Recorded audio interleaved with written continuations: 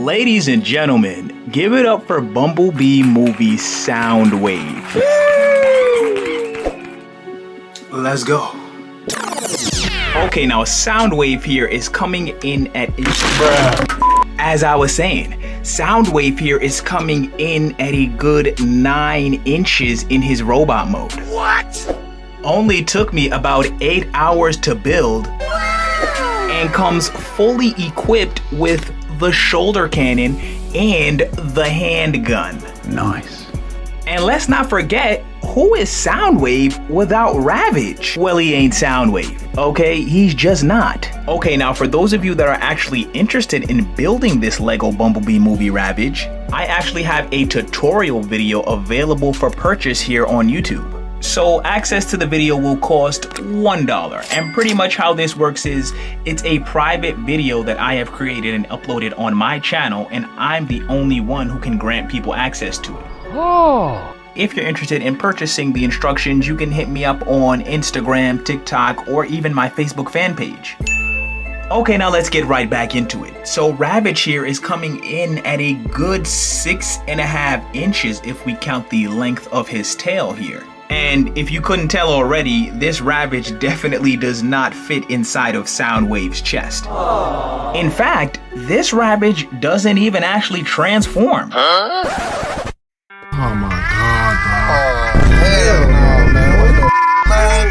Get your ass on, bro. Bro, man's literally just transforms into a box anyway. Like, nobody even displays him like that. What are you talking about right now, bro? Like, you sound dumb.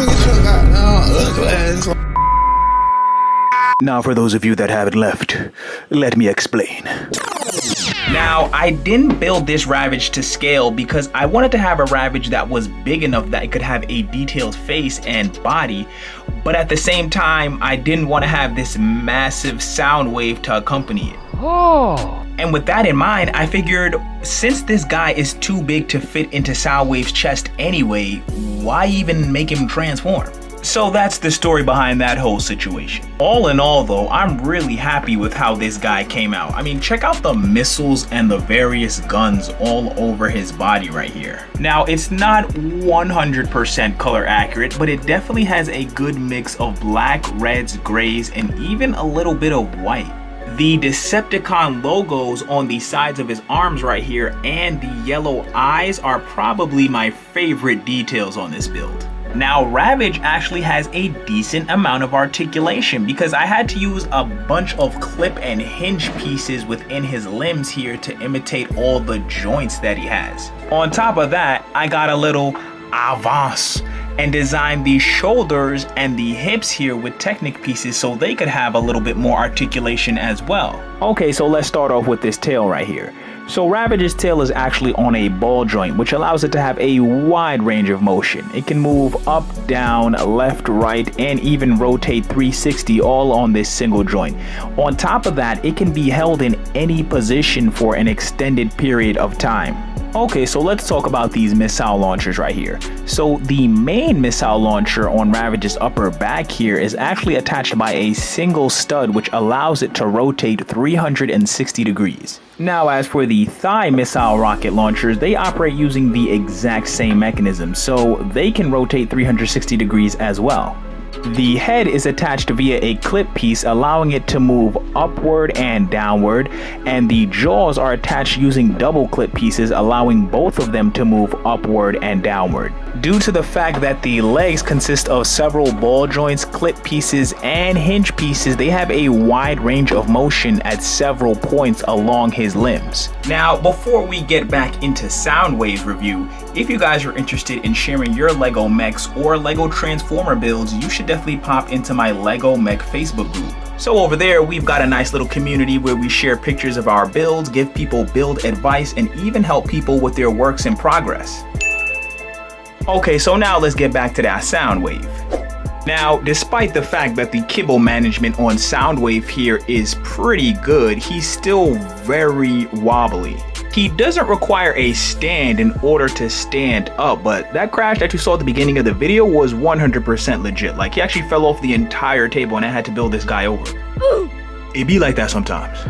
Now, I've got to say, my favorite parts of this build right here are the face and the Decepticon logo on the front of his chest right here. And although the chest doesn't open, it really doesn't bother me at all. Now, as for the head, that took a good amount of finagling for me to get right. Like, I threw a good 2 to 3 hours at this head right here, bro. And really, the lower jaw right here, this white area, was the easy part because I just based it off my Gundam build. But it was the eyes and the visor that was killing me. Now, you see, I like this build, but I fake don't like this build. Huh? I like how it came out, how it's supposed to look in the movie, but I'm not a fan of the G1 design since I grew up on the Bayformers. So for me, this is looking real bland. So in the comments, let me know if you're a fan of the Bayformer movie designs, or if you still like the G1 designs more, or if you like both just as much. Now, as for the articulation, this Soundwave has a decent amount. For starters, we have some movement in the wrist right here. They can rotate 360 as they are on Technic pin joints.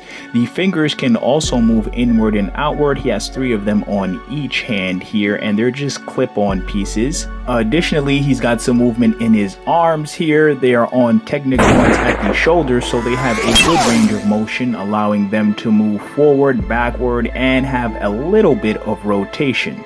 As for his legs, Soundwave has got some movement in the hips here as his legs are attached via ball joints, so they can move outward, inward, forward, and backwards, and can even rotate 360 at the hips. He does have kneecaps which allow his legs to bend 90 degrees at the thighs, and they actually bend 180 degrees for his transformation.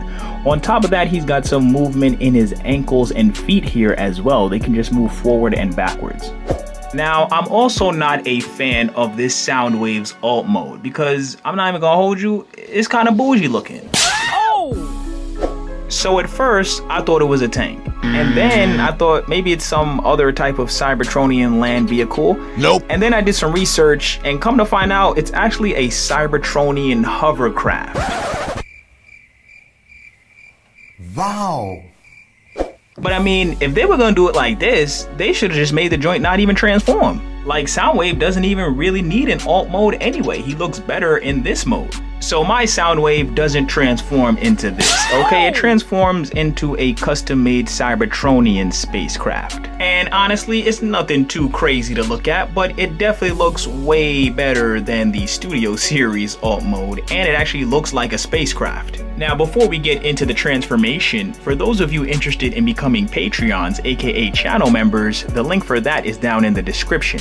So when you subscribe at the tier 1, you get early access to my content, access to the Patreon feed, and a shout out in every video. Now when you subscribe at the tier 2, you get all that, right? You get all that. I will grant your personal build request. So you want me to build Megatron? I'm building Megatron. You want me to build Devastator? I'm building Devastator. Bro, you want me to build Unicron? I'm building Unicron. Oh my God! Okay, and now for Soundwave's alt mode here, it's really not anything crazy. I kind of just designed it just to say that he could transform. So I'm just going to show you guys a glimpse of it after the transformation and end the video off right there.